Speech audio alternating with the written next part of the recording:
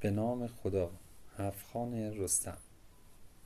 شاید شنیده باشید که هرگاه کسی کار بسیار دشواری را با پیروزی به پایان برساند میگویند از هفت رستم گذشته است. بله، هفت نام 7 مرحله از نبردهای رستم با نیروهای اهریمنی و گذشتن از دشواری هاست. یکی از زیباترین بخش‌های شاهنامه 7 رستم است.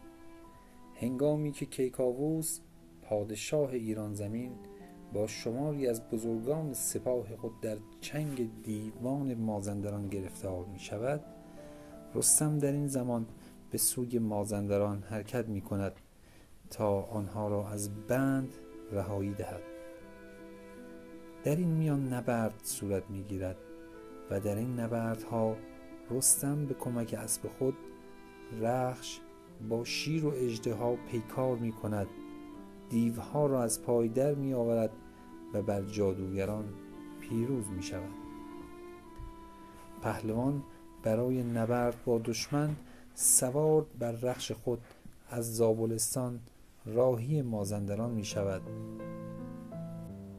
رستم از پیش زال حرکت کرد و شبانه در حرکت بود، طوری که راه 2 روزه را در 1 روز طی می کرد. پس به فکر افتاد غذایی تهیه کند و به دشتی پر از گورخر رسید و رخش را تازاند و با کمند گورخری را شکار کرد و بریانش نمود و خورد.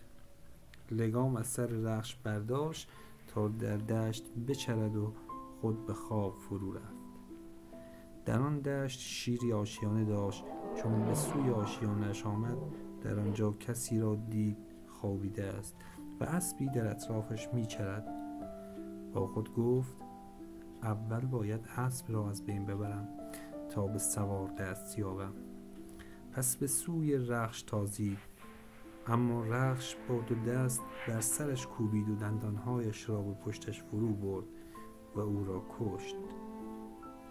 وقتی رستم بیدار شد و جسد شیر را دید، به رخش گفت چه کسی به تو گفت با شیر بجنگی؟